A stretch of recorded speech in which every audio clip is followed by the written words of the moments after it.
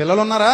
పిల్లలకు కూడా ఒక వయసు వచ్చిన తర్వాత పనులు చెప్పాలి మనం. మా బంగారమే, మా బాబే, మా బుజ్జే అన్నాం అనుకో, ఇంకా తర్వాత నీకు బుజ్జి గజ్జై కూర్చుంటాడు చచ్చూరుకుంట. తర్వాత మా బంగారమే అన్నప్పుడు మీ బంగారాన్ని ఎవరు సానబెడతారు? నువ్వే సానబెట్టాలి. పిల్లల్ని వాళ్ళకి మన పనులు ఏంటో చెప్పాలి. ఒక్కోసారి ఒరే ఓడు తల్లి, అమ్మ ఊడు తల్లి, చిపురు తీసుకో తల్లి, ఇల్లు ఎలా ఓడ్చాలో నేర్పించాలి కూతురికి. మరి అంతే, తప్పదు. ఒకసారి ఎలా తోమాలి, ఒకసారి ఎలా ఉతకాలి, ఒకసారి ఎలా దులపాలి, ఇవన్నీ పిల్లలకి మనం చిన్నప్పటి నుంచి అలవాటు చేయకపోతే వాళ్ళు అనుకుంటారు మేము పెద్ద పిఠాపురం జమీందారులు అనుకుంటారు.